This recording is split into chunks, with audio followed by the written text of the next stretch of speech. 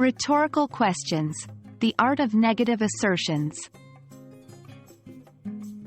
Hello, language enthusiasts. Today, we're delving into a fascinating part of English conversations, rhetorical questions, with a specific focus on negative assertions.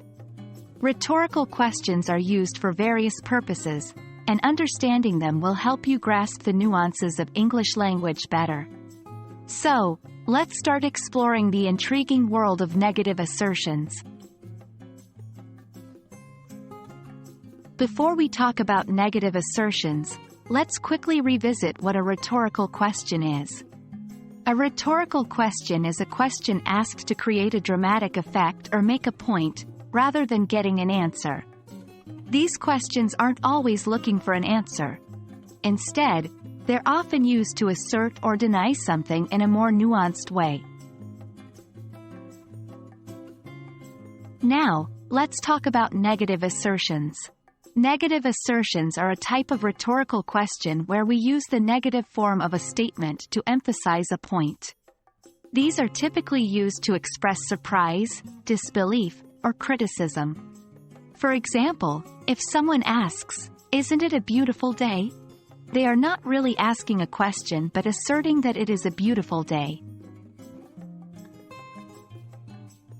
Understanding is one thing, but how do we use negative assertions in our everyday conversation? Let's look at some examples. "Aren't you the smart one?" This is an example of sarcasm or mild criticism, implying the opposite of what the words suggest. "Don't you just love when that happens?" This could be used to express a shared sense of annoyance or displeasure. Remember, the tone of voice and context are crucial when delivering negative assertions. Recognizing negative assertions when you hear them is just as important as using them correctly. Pay attention to the speaker's tone and context.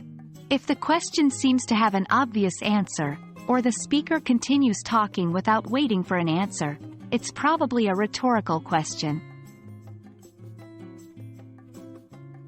And there you have it, folks. That's your beginner's guide to negative assertions in English rhetorical questions. Remember, language isn't just about vocabulary and grammar, it's about understanding and using these subtle nuances too.